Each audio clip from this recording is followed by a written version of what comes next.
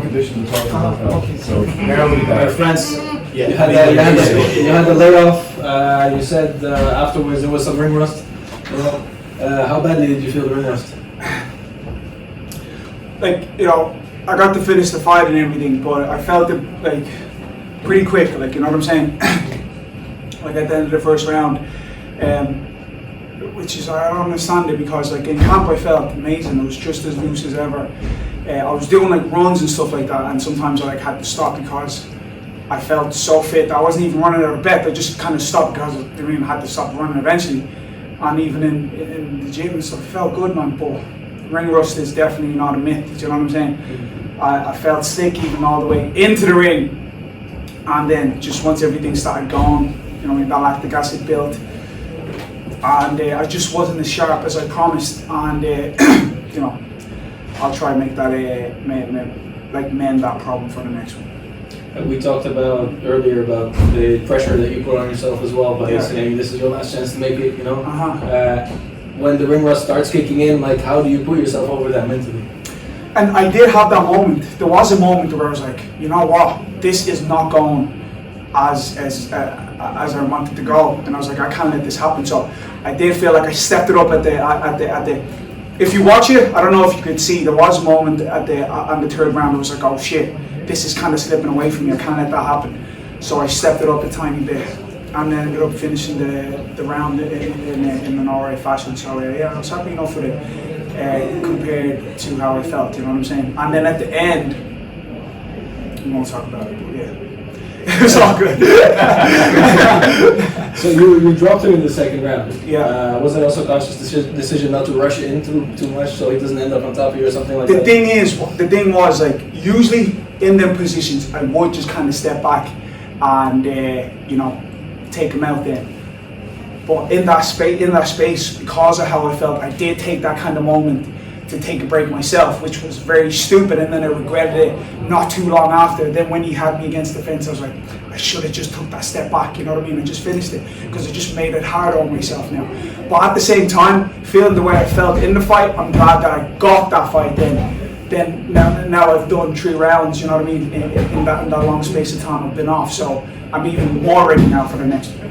Exactly. Okay. Last question from me is, do you watch Bobby Green a lot? Because you got a lot of the same hands down movements. You know what? The guy I watched and who I emulate, my favorite boxer is Roy Jones. Do you know what I mean? You're saying Bobby Green, but because he implemented it in MMA the way like Mayweather. This is true. To do it. Yeah. This is the second time I see it. Nice. Well, it's a compliment. I like Bobby Green. He's one of my top favorite fighters ever. Now, to be honest, I do like Bobby Green, but I've never gone as far as to like try to emulate him. But excuse me, top us off at the end of it, chilly. But yeah, if that's what you think, that's what you think, man. That's good. I like that. All right, thank you. Thank you, sir. Frans. Excuse me, guys. I'm just getting a bit cold. It's all good. It's all good. Yeah, great performance tonight after the layoff. Wanted to speak to you about the preparation, because obviously you had a change in opponent very late in the day. You were preparing for Dom. Obviously you got Rashid, and he was coming off 4-5 win streak. So how did that affect your preparation? It didn't at all. Like I don't really prepare specifically for any type of opponent. I just kind of like,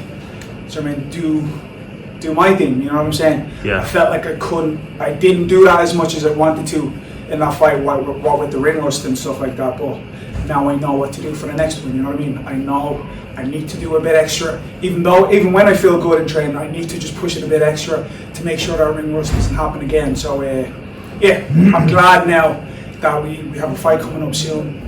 I'm just going to go back right into training and you know, mend the little things we have left to fix. Nice. And we talked about that you dropped him in the second round. Yeah. Obviously your decision not to rush in. Did you know how hurt he was? Because when I looked at the replay, it looked like he could have been out for a split second. Yeah. And then no, I did. I could see it by him. Even when then I got close. Excuse me, guys.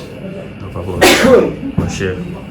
Even when I got close, even when then he got me against the fence when I got in, when he was rocked, I could see him, I could hear him. He was just kind of and kind of wobbly, you know what I mean? But he did get a good grip, and I couldn't get out of it. So you know, he played a good game. So yeah, fair play to Haz. He done way better than I expected. Nice. And apart from the cold, any injuries? Are you feeling fresh still? Or? I'm all good, man. Yeah. Brilliant. I'm all good. I did end up eating a bit too late, and then just there as I was getting out of the fight, you know, we spewed a bit. But we're past that now, and I feel great. So yeah, we're ready for Paris. Nice. And the last one from me: how important is it to have that support? Because obviously the Irish crowd was in full force, but how important was that to give you that motivation today? It's always nice to get a good crowd. It's always nice to, you know what I mean, to get cheers from the crowd. You know, the Irish folk is there all the time. You know what I mean? There's nowhere I go where I don't expect a few there. So yeah, it's always fun, and it gives me more confidence now to make it to the Dublin show. Nice. Well done on the win. Congrats. France, only one from me because we don't want the talk to catch you. Alright, thank you. We spoke 2 days ago how important is Coach Kavanagh to be in your corner, the way he's giving advice in the right moment. You lost the first one probably, and the second one was also pretty close. So when was the moment when you heard something from him and you started to execute exactly what he's saying, and that turned the way of the fight?